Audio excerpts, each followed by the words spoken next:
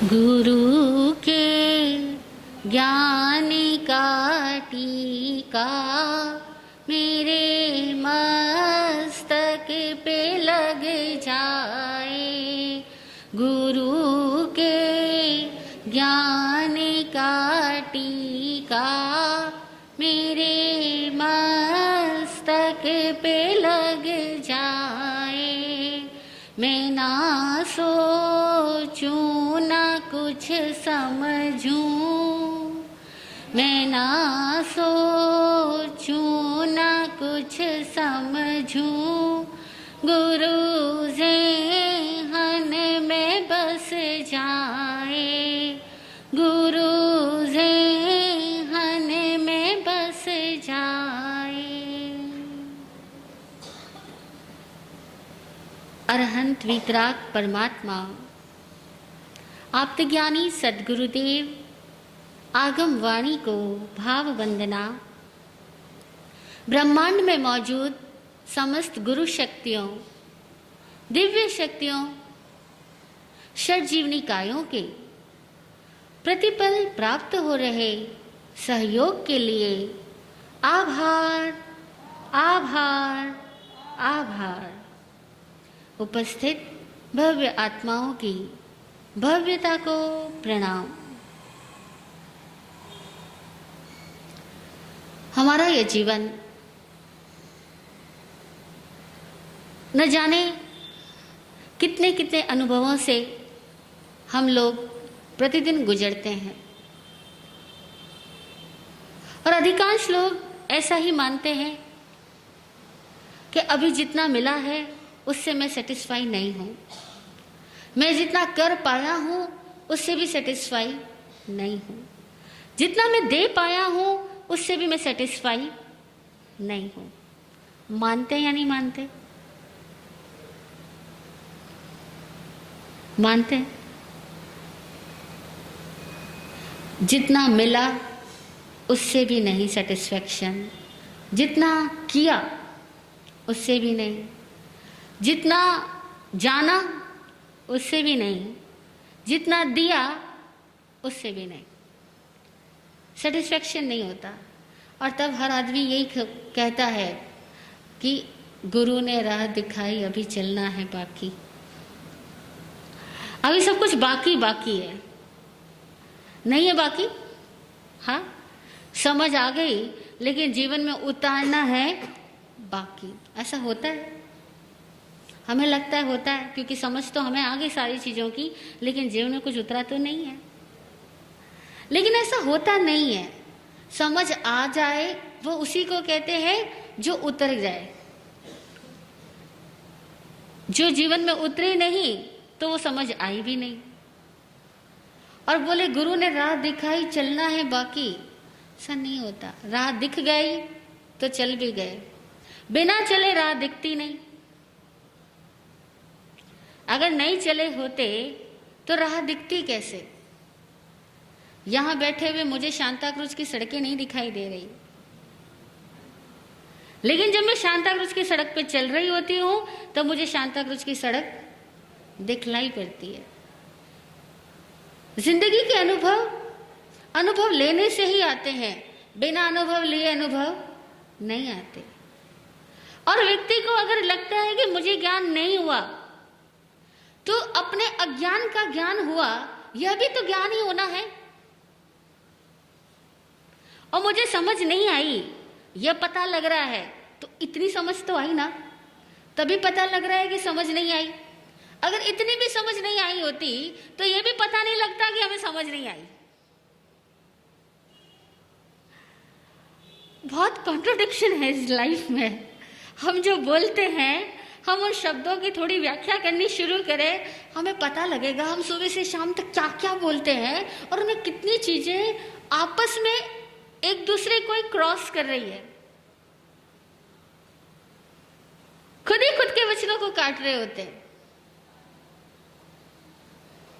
थोड़ा ध्यान दें, जो हमारे अंदर असंतोष भरा पड़ा है हर एक चीज को लेकर के, वो कैसे भरेगा, वो कैसे दूर होगा?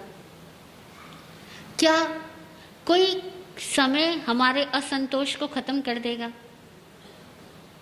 कभी कोई समय आएगा कि जिस दिन हमारा असंतोष खत्म हो जाएगा।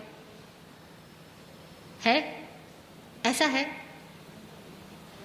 ऐसा किसी टाइम के साथ हमारा संबंध है, बाइंडिंग है कि वो टाइम जिस दिन आएगी उस दिन मैं संतुष्ट हो जाऊंगा।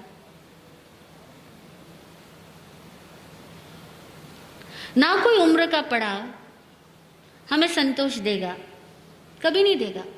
बचपन में लगता था जवानी आ जाए, और जवानी में लगता है अभी और अधिकार आ जाए, और जब जवानी अधिकार सब कुछ मिल जाएगा ना, तब भी लगेगा कि इतना कर रहा हूं लेकिन अभी नहीं पहुंचा हूं। फिर अतृप्ति कायम रहने वाली है। और जब बुढ़ापा आएगा ना, तब बहुत अतृप्तियां सताएंगी कि इतना करना चाहता था जो कर नहीं पाया। फिर अतृप्ति, फिर असंतोष रहेगा।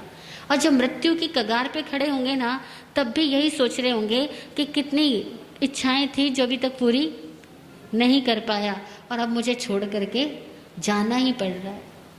यह असंतोष हमेशा कायम रहता है। इस असंतोष को कैसे दूर किया जाएगा, कभी सोचा हमने? ज्यादा कमाकर, ज्यादा खाकर, ज्यादा देकर, ज्यादा सोचकर, या ज्यादा कुछ करके कैसे असंतोष दूर होगा? असंतोष का संबंध कहां से है और असंतोष का उपाय क्या है? किससे संबंध है असंतोष का? किससे संबंध बताएंगे आप?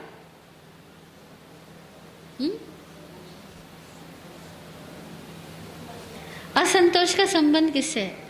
भैया कह रहे संतोष से। भाई संतोष से तो संबंध हो ही गया, संतोष के आगे ए लग गया तो असंतोष हो गया।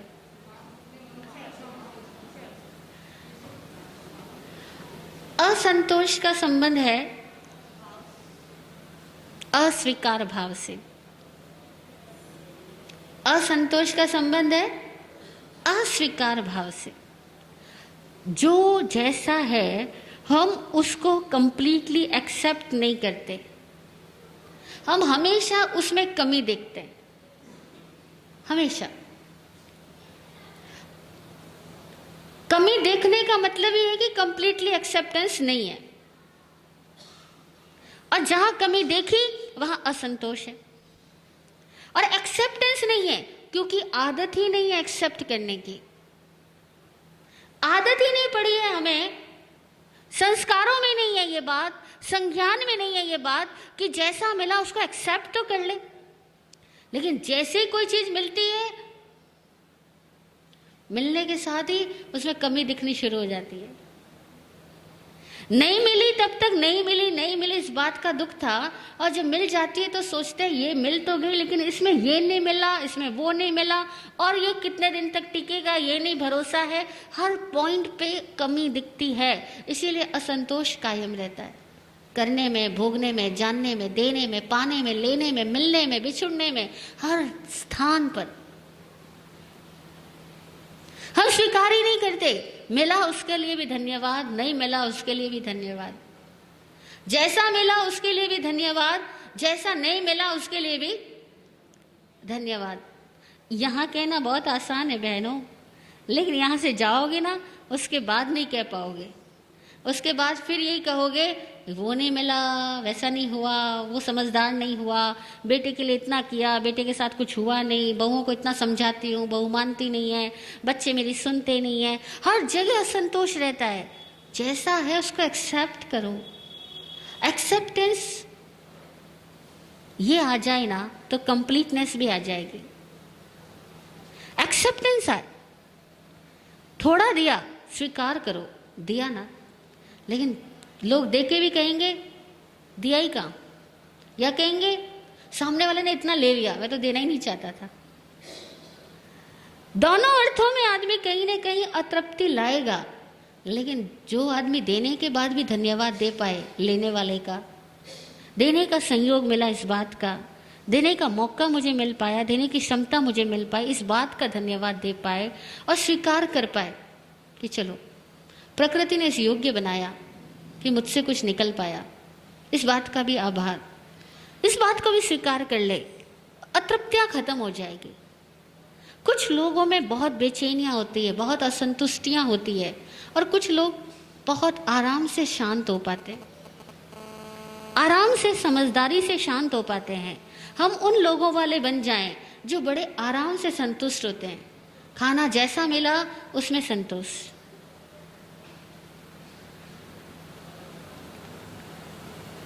निवास स्थान जैसा मिला उसमें संतोष। एक्सेप्ट करो, बेचैनी मत उठाओ, चित्त को बेचैन किसी निमित्त से मत करो, किसी निमित्त से मत करो, क्योंकि हमारे चित्त को जो दुख देते हैं, जो कष्ट देते हैं, वो कौन लोग होते हैं बताएंगे आप? हमारे चित्त को जो कष्ट देते हैं, जो कष्ट उपजाते हैं, जो दुख देते हैं, वो कौन लोग होते हैं? हाँ,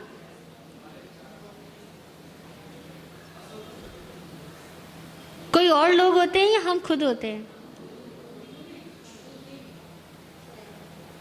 100% फैक्ट ये है, हमारे चित्त को हम खुद ही दुख देते हैं, हमारे चित्त को हम स्वयं ही बेचैन बनाते हैं, हम स्वयं ही अपने भीतर ही भीतर असंतुष्टियों को पैदा करते हैं, असंतुष्टियों का निर्माण करते हैं। किसी भी बात को लेकर के, चाहे इस बात को लेकर के हम असंतुष्ट हो जाएंगे कि साधुपना क्यों नहीं मिला, क्यों गृहस्थी में है, हाँ, चाहे इस बात को लेकर के असंतुष्ट हो जाएंगे कि मुझसे तपस्या क्यों नहीं होती, मैं भरत क्षेत्र में क्यों पैदा हुआ, मैं महाविद्या क्षेत्र में क्यों नहीं पैदा हुआ, मैं तीर्थंकरों के संरक्षण में क्यों नहीं गया, मेरे को बचपन में अकल क्यों नहीं आ गई थी। आज मैं अपने आप को दुखी करने के लिए कोई भी प्रश्न चिन्ह उठाएगा, लेकिन कहीं ना कहीं प्रश्न चिन्ह लगाता रहेगा, लगाता रहेगा, लगाता रहेगा, और खुद को बेचैन बनाए रखेगा। और जब वो खुद को बेचैन बनाता है ना, तब उसकी बेचैनियां मुंह से निकलती है, बाहर निकलती है, और बाहर लोगों को बार बार सुनाता है, बहुत सोचा था उपवास करने का, हुआ ही नहीं, बहुत सोचा था ध्यान करूंगा, रात भर जागूंगा, लेकिन नींद आ गई, बैठना चाहता हूं, कमर दुखती है, बैठा ही नहीं जाता, और फला का तो ध्यान बड़ा लगता है, मेरा ध्यान तो लगता ही नहीं, फला की तो कमाई खूब होती है, मेरी कमाई तो होती नहीं, फला की दुकान पे तो ग्राहक बहुत आते हैं, मेरी दुकान पे तो आते ही नहीं। हम अपने चित्त को बिना किसी मतलब के भी परेशान किए जाते हैं, किए जाते हैं, किए जाते हैं, और फिर पता है क्या कहते हैं, करे क्या, कर्मों में ऐसा लिखा है। अभी किसी ने कर्मों में नहीं लिखा, खुद ही अपने कर्मों में लिख रहे हैं और बोल रहे हैं, और अपने आप के साथ कितनी अपेक्षाएं पालते हैं, अपने आप के अंदर कितनी नकारात्मक धारणाएं पालते हैं, और अपने आप को कितना कष्ट उपजाते हैं। हाईएस्ट कष्ट हमको कोई देता है, वो हम खुद है, हम खुद है 100%। अभी एक ही आदमी अहिंसा की बातें जो करता है, वो इतने ही प्रतिज्ञा कर ले कि मैं वो अहिंसा की पालना, लोग कहते हैं अहिंसा पालो, दया पालो, 6 काय जीवों की यत्ना पालो, सबको अभेदान दो। आप अहिंसा की शुरुआत अपने घर से कर लो और अपने मन से कर लो कि मैं अपने मन की हिंसा नहीं करूंगा, अपने मन को बेचैन नहीं करूंगा, जो मिला उसको एक्सेप्ट करूंगा, एक्सेप्टेंस के भावों में जीऊंगा, स्वीकारात्मक भावों में जीऊंगा। आपकी अहिंसा शुरू हो गई। और नहीं तो जितने ये धार्मिक कहलाने वाले लोग हैं ना, वो दिन रात शिकायती बने रहते हैं। मंदिर में जाएंगे तो भगवान के सामने शिकायतें करेंगे, हे भगवान ये क्या दिन दिखाया मेरे को, क्या इसीलिए मुझे बाकी रखा था क्या संसार में। वो भगवान से भी शिकायत कर रहे हैं, हे भगवान मैं ऐसा क्यों हूं, मुझ में इतना लालच क्यों है, इतना कपट क्यों है। अरे भैया क्यों है, क्यों है, भगवान से क्यों पूछ रहे हो, है तो स्वीकार कर लो ना कि अभी लालच है। लालच को जैसे ही स्वीकार करोगे ना, लालच दिखलाई पड़ने लगेगा। क्रोध को स्वीकार करोगे, क्रोध दिखलाई पड़ने लगेगा। मान को स्वीकार कर लोगे, मान दिखलाई पड़ने लगेगा। और नहीं तो हम क्रोध, मान, माया, लालच की भी शिकायतें कर रहे होते हैं। और पता है सारी शिकायतें क्यों कौन कर रहा होता है? शिकायतें वो आदमी कर रहा होता है जो ये कहता है कि मैं तो बहुत सही हूँ, दोष तो इन क्रोध मान माया लालच का है, मैं तो बहुत सही हूँ, लेकिन ये मेरे को गिरफ्त में करते हैं, ये मेरे को गिरफ्तार करते हैं, ये मुझ पे हावी हो जाते हैं, ये शैतान है जो मुझ पे शिकंजा कसते हैं, मेरी तो कोई गलती नहीं है, दोष तो सारा इन कषायों का है, दोष तो सारा इन कर्मों का है। वो आदमी शिकायत करके भी इन सारों की सत्ता को स्वीकार करता है, सत्ता को बरकरार बनाए रखना चाहता है और खुद के लिए कहीं ना कहीं सिंपैथी मांग रहा होता है।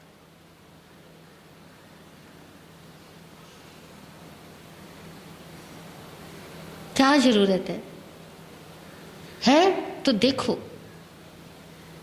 क्रोध है, क्रोध को देखो, स्वीकार करो, क्रोध आए, मुझको क्रोध आता है, मैं अपने क्रोध को स्वीकार करता हूं, मैं अपने क्रोध को देखने के लिए तैयार हूं। है कोई तैयार? हम क्रोध के साथ भी लड़ाई करने के लिए तैयार है, हम क्रोध के साथ भी कुछ करेंगे, या तो क्रोध करेंगे या अपने क्रोध को खत्म करने के लिए उस क्रोध पे क्रोध करेंगे, या तो अपने क्रोध को बाहर लोगों पे करेंगे या अपने क्रोध पे फिर क्रोध करेंगे कि मुझ में क्रोध क्यों है। और दोनों ही हालत में क्रोध तो बरकरार रहा ना। दूसरों पे क्रोध किया तब भी क्रोध बढ़ा, और अपने क्रोध पे क्रोध किया तब भी क्रोध बढ़ा। और जो लोग अपने क्रोध पे क्रोध करते हैं उसके बाद खाना पीना छोड़ देते हैं, बोलना छोड़ देते हैं और कहते हैं हाय मैं ऐसी क्यों हूँ, मैं पढ़ी लिखी होकर के भी ऐसा क्यों करती हूँ, अपने बच्चों पे क्यों गुस्सा करती हूँ, अपने पति के साथ क्यों लड़ती हूँ। अब वो अपने दुखी दुखी दुखी होकर के अपने चित्त को बहुत बेचैन बना डालते हैं। कितनी हिंसा हो रही है, कितनी हिंसा हो रही है। दूसरा तो कोई हमें क्या कहे और क्या समझाए, हम खुद ही खुद को इतना ताना मार देते हैं, खुद ही खुद को इतना नीच बना डालते हैं, खुद ही खुद को इतना दुखी बना डालते हैं कि किसी और नरक की तो हमें जरूरत ही नहीं, हमारे अपने अंदर हम खुद ही नरक का निर्माण करते चले जाते हैं। और आदत पड़ गई, आजकल बहुत ज्यादा इंटेलेक्चुअल वर्ग के अंदर भी अपने आप को कंडम करने की आदत पड़ गई है, और इस कारण से वे लोग डिप्रेशन में जा रहे हैं, इन्फीरियरिटी कॉम्प्लेक्स में जा रहे हैं। और तब क्या होता है, माँ बाप कहते हैं मेरे बच्चा गलत चल रहा है, लेकिन मैं अपने बच्चों को कहूँ क्या, क्योंकि मैं इसको कहने जाऊंगा उससे पहले मुझे पता है कि वो कमरे में खुद ही खुद पर गुस्सा कर रहा होगा, खुद ही खुद पे रो रहा होगा, खुद ही खुद से असंतुष्ट होकर के चिल्ला रहा होगा, चीख रहा होगा। अब मैं उसको कुछ भी कहने जाऊंगी तो वो और ज्यादा हो जाएगा। वो खुद ही इतना परेशान खुद को कर लेता है कि अगर वो गलत बोलता भी है तो मुझ में ये हिम्मत नहीं कि मैं उसको यह कह दूं कि बेटा तुम चिल्ला के मत बोला करो, क्योंकि पहले तो वो चिल्ला के बोलेगा, उसके बाद में वो खुद पे चिल्लाएगा, खुद पे चिल्लाएगा कि मैं क्यों चिल्ला के बोलता हूं। मतलब दोनों हाल में वो हिंसा ही कर रहा है, निज हिंसा भी पर हिंसा भी, प्राणों का अतिपात ही चल रहा है। और अब ऐसी मनुष्यता को, ऐसी अवस्था को हम कैसे ठीक करें? घर घर में ऐसे मानसिक पागल बैठे हैं जो खुद के मन को बेचैन किए जाते हैं, परेशान किए जाते हैं, और फिर उनका उपाय दूसरों में ढूंढते हैं, और कोई दूसरा मददगार हो ही नहीं सकता। ईमानदारी की बात यह है कि इस मानसिक दुनिया में कोई हमारा दूसरा साथी मददगार हो ही नहीं सकता, क्योंकि मैंने देखा कुछ घरों के बच्चे इसीलिए पागलपन के शिकार हो रहे थे, इसीलिए मेंटल डिजीज उनको आई हुई थी, क्योंकि उनके घर वाले उनको प्यार नहीं करते थे।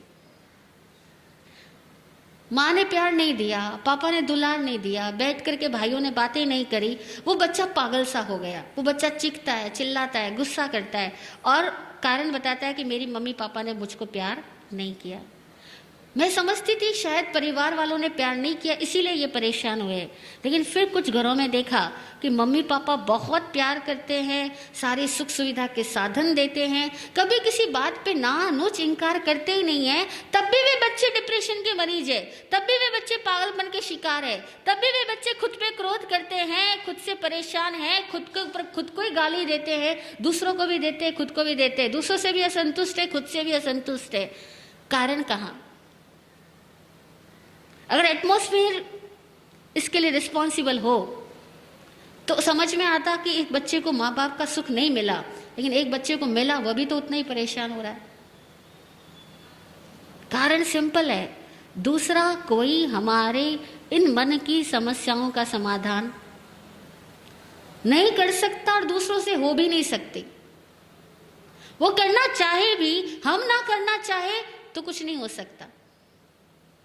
कोई हमें प्यार से बतलाने आए भी और हम चिढ़ करके ही जवाब देने वाले हो, हम चिड़चिड़े ही हो, तो दूसरों का प्यार हमें कहाँ समाधान देगा, कहाँ मिलेगा, कैसे हमारे मन को सुकून देगा।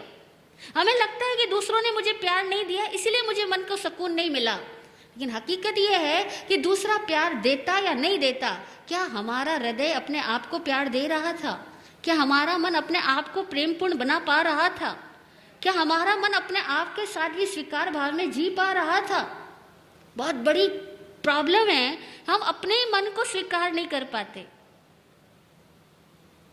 अपने मन को खुद ही असंतुष्ट बनाए रखते हैं और ईंधन देते हैं कि मन असंतुष्ट बना रहे।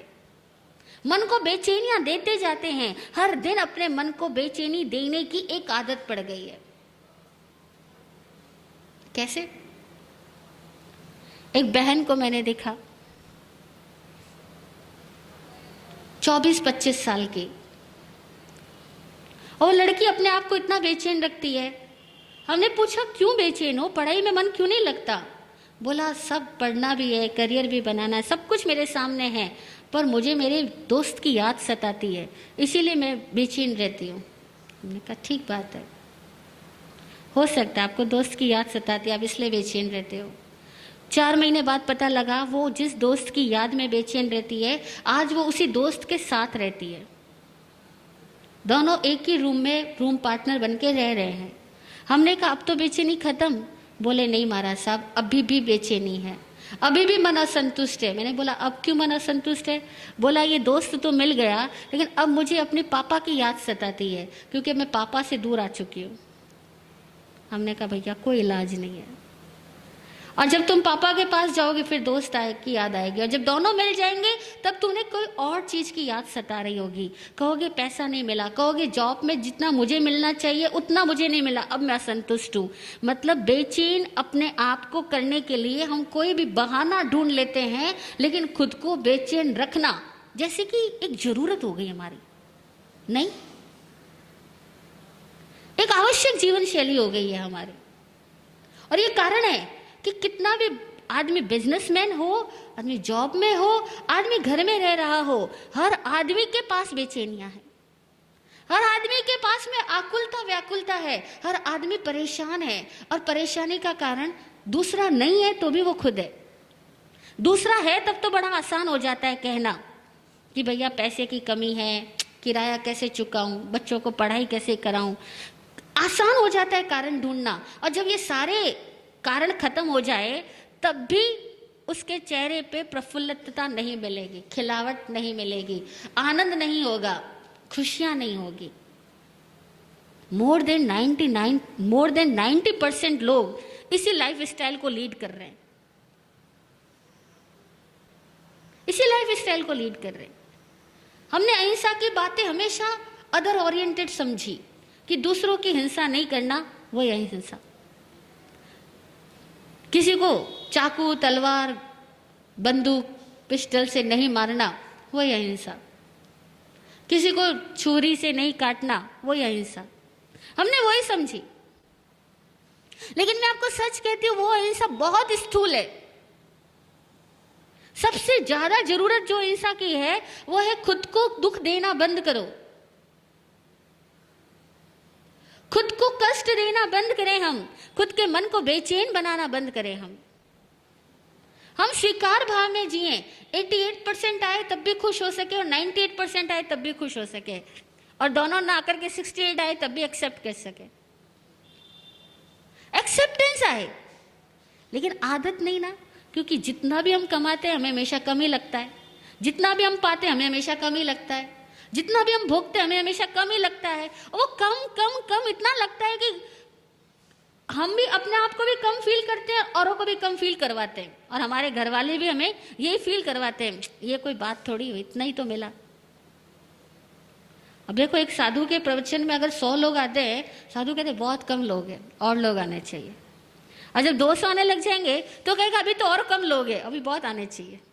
हाँ, और कोई साधु मिला जो ये कहता हो कि 5 लोग आ गए, अरे वाह धन्यवाद 5 तो आ गए। जब 10 आए तो क्या वाह क्या बात है आज 10 है। आज 100 आ गए, वो 100 को धन्यवाद दे सके, अरे वाह क्या बात है आज 100 आ गए। वो हमेशा हर चीज में ये देखता है, अरे वाह क्या बात है इतना मिल गया। आज पात्र में 2 रोटी मिल गई, अरे वाह धन्यवाद। हम कहेंगे 2 ही रोटी मिली। कम देखने की आदत, बस इतने लोग आए दर्शन के लिए, बस इतने लोग आए प्रवचन के लिए, इतने लोग आए आपकी साता पूछने के लिए, अरे हर चीज में गिनती और कमी, ये देखने की जो आदत है ना, ये चित्त को बेचैन बनाएगी। यह तृप्ति है, यही लोभ है। ये अतृप्ति ही लोभ है, और ये अतृप्ति, ये असंतुष्टि यही हिंसा करवाती है। ये वातावरण में अस्वीकार भाव फैलाती है, स्वयं के प्रति अस्वीकार भाव फैलाती है। इस अस्वीकार भाव को ही जड़ से समाप्त कर दें हम। एक की बात एक की बात एक की बात हमारे अंदर व्याप्त हो जाए, जो मिला जैसा मिला, हर चीज में मैं स्वीकार भाव में हूं। I accept everything, accept everything. 2 कमरे का घर है तब भी एक्सेप्टेंस है, और 4 कमरे का घर है तब भी एक्सेप्टेंस है। मेरे को दुख ही नहीं है। क्यों? क्योंकि मैं अपने आप को दुखी बना के क्या कर लूंगा। दुखी बनाने से प्रेरणा नहीं मिलेगी कि आप कुछ आगे कमाओ, कुछ आगे बढ़ो। दुखी बनने से कभी प्रेरणा नहीं मिलेगी। लोग सोचते दुखी नहीं बनोगे तो प्रेरणा नहीं मिलेगी, प्रेरणा नहीं मिलोगे तो काम कैसे करोगे। वो उल्टा रास्ता है। उस रास्ते पे जाकर के अगर आपने 2 कमरे से 4 कमरे बना भी लिए ना, तब भी दुख कायम रहने वाला है, तब भी कमी देखने की आदत कायम रहने वाली है। आप उस 2 कमरे में भी स्वीकार भाव से धन्यवाद देते हुए जीना तो शुरू करो। अगर जरूरत बढ़ गई, घर में सदस्य संख्या बढ़ गई, ऑटोमेटिकली घर भी बड़ा हो जाएगा। लेकिन भावना ये हो, जो मिला एक्सेप्ट है, जो मिला उसके लिए थैंक्स है। मैं अपने मन को बेचैन नहीं करती। मुझे थोड़ी ज्वेलरी मिली उसमें भी एक्सेप्टेंस, ज्यादा मिली तो भी एक्सेप्टेंस। खुशियां घर में ज्यादा आई तब भी एक्सेप्टेंस, कम आई तब भी एक्सेप्टेंस, क्योंकि कम और ज्यादा तो मेरे मन की तुलना है ना। मैं तोलूंगा तो मुझे लगेगा कम है, मैं तोलता ही नहीं है। मैं बिना तुला के, बिना तोलने के जीता जानता हूं। ऐसे बनो तो सही। और हम सब ऐसे बन सकते हैं। अगर ये जीने की शैली को हमने अख्तियार नहीं किया तो बहुत पाके भी हम अंदर में अतृप्त ही रहने वाले। और ये हकीकत है, पहले के लोग कम कमा के भी सुखी रह सकते थे, अब हम बहुत कमा के भी सुखी नहीं है। कहां सुखी है? पहले के लोग कभी कभार मीठा खाकर के भी खाने का स्वाद लेना जानते थे, खाने को उत्सव मनाना जानते थे। आज हम इतना मीठा रोज खा के भी खाने को उत्सव मनाना भूल गए। हमारे लिए खाना एक उत्सव नहीं होता।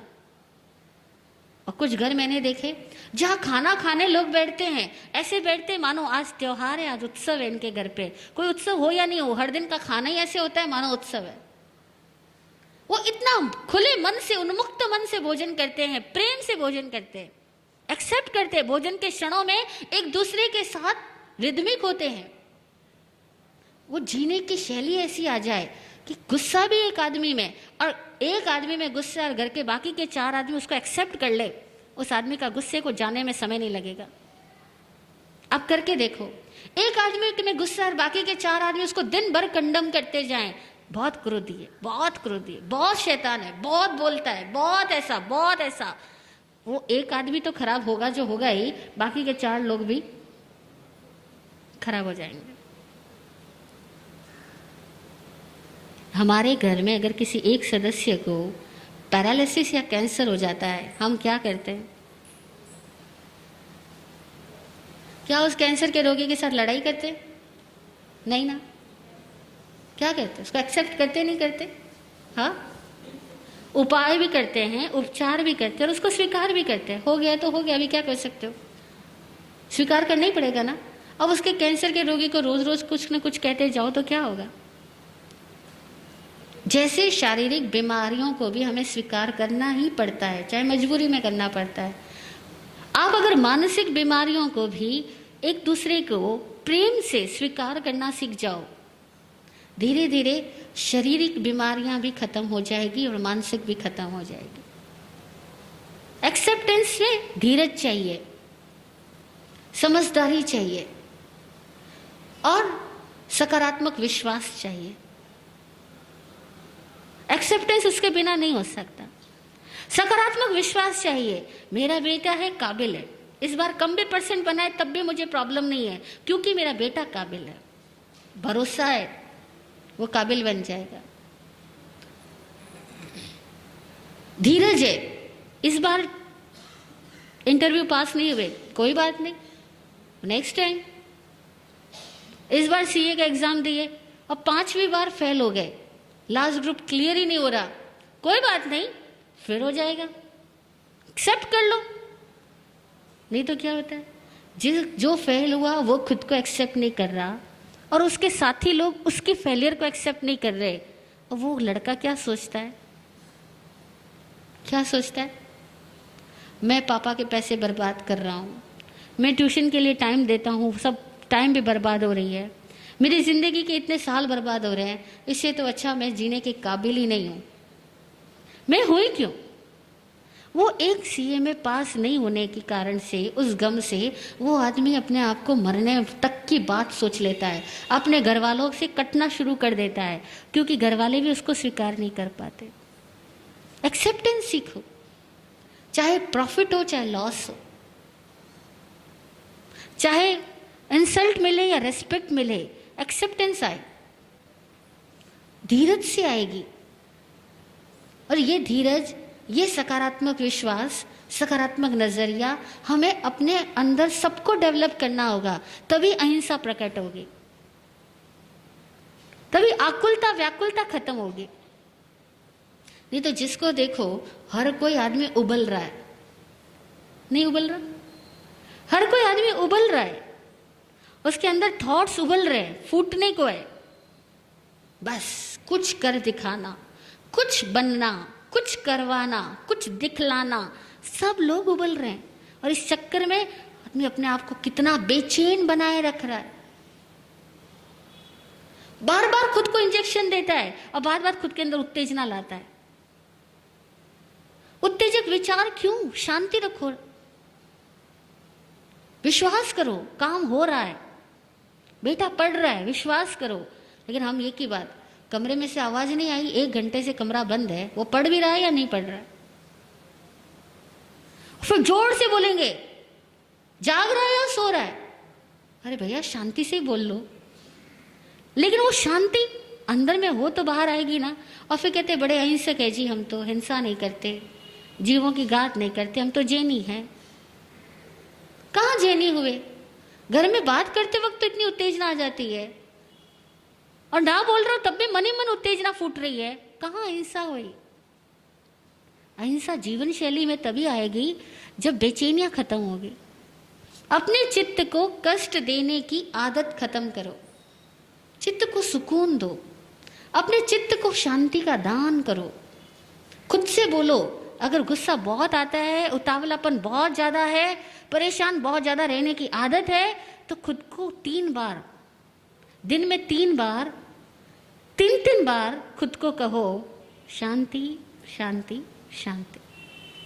आप देखा ना, लोग साधुओं के पास जाके कहते बड़ी शांति का पाठ सुना दो गुरुदेव, कहते। कई धार्मिक लोग सुबह उठ के अपनी पूजा के साथ में बड़ी शांति का पाठ भी पढ़ते हैं ना।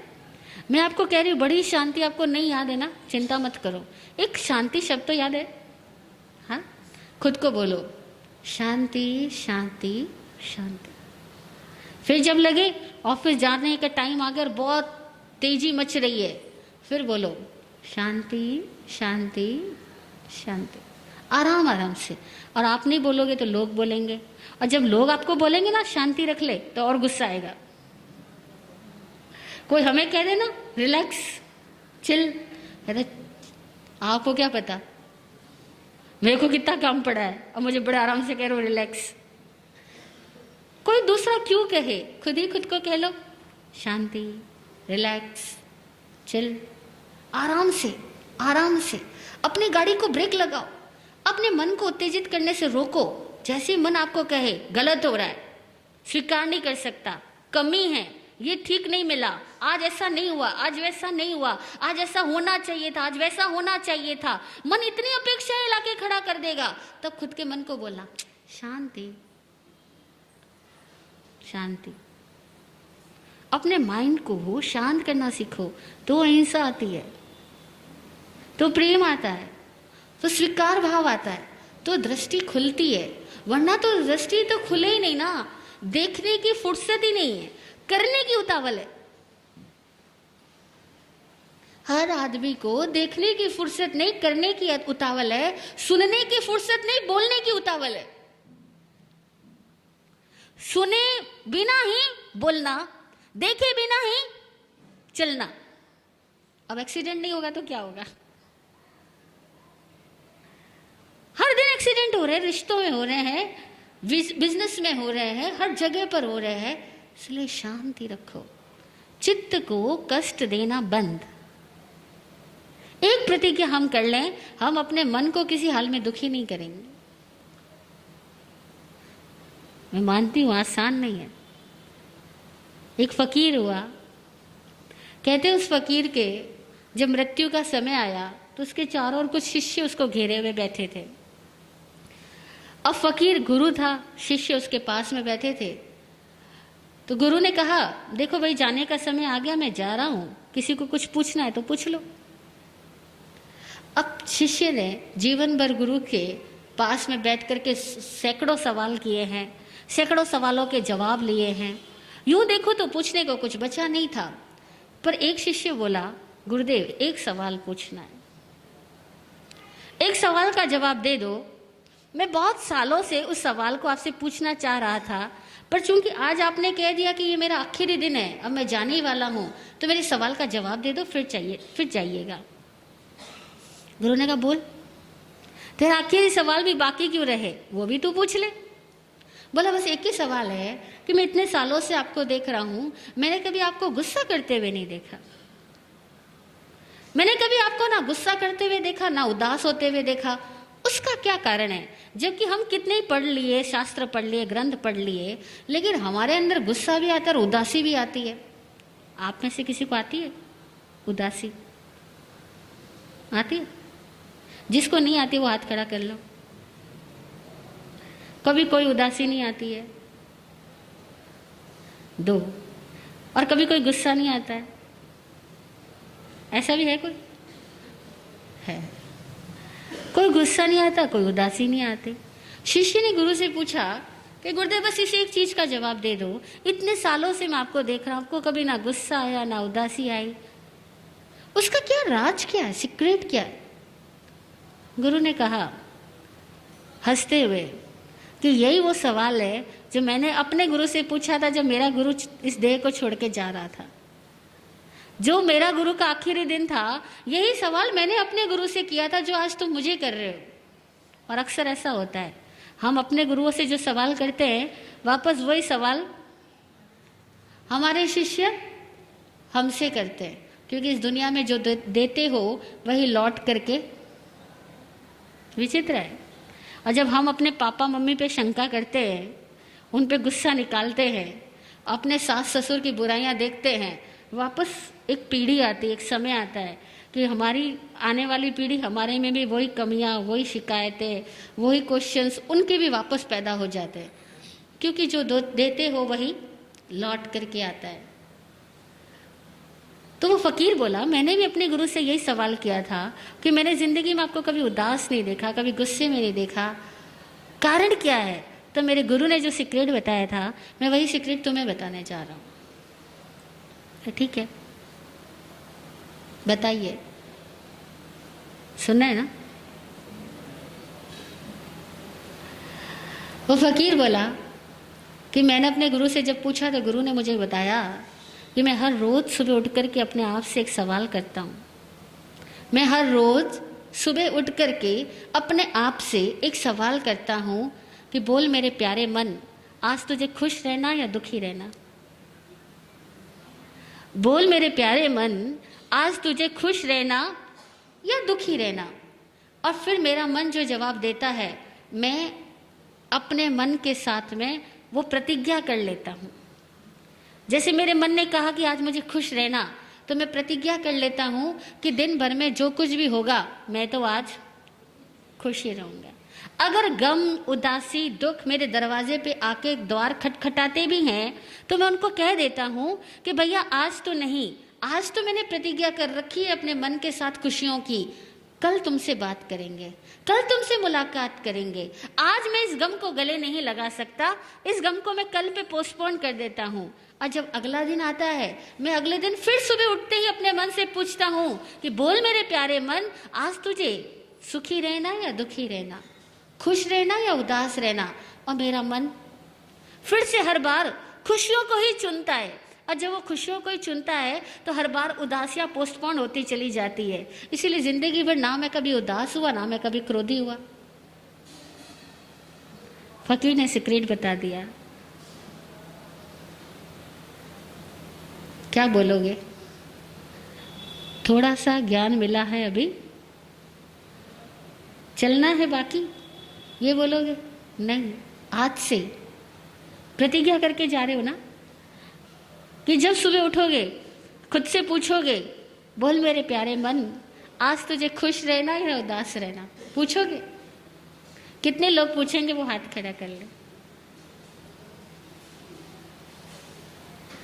आप सभी ने हाथ खड़ा किए। आप सभी सुबह उठ करके पूछेंगे अपने आप से, आज के दिन के लिए। कब के लिए? आज के दिन के लिए। एक ही दिन की आराधना है, एक ही दिन का सवाल है। सुबह उठ के पूछना, आज खुश रहना या उदास रहना? अगर मन कह दे कि आज खुश रहना, तो 24 आवर्स अपने आप के साथ ईमानदार रहना। जो खुद के साथ प्रतिज्ञा की है, किसी और के लिए तो की ही नहीं है, खुद के साथ प्रतिज्ञा की है, उसमें खुद के साथ कोई चीटिंग मत करना। बस इतनी सी बात है। जो प्रतिज्ञा हमने खुद के साथ की है, हमें उसमें जरा भी चीटिंग नहीं करनी है। आज की प्रतिज्ञा है, अगर गुस्सा आ जाए, उदासी आ जाए, झगड़ा आ जाए, एक ही बात कहना, आज तो नहीं, कल सोचेंगे। पोस्टपोन, इतना पोस्टपोन करना सीख जाना।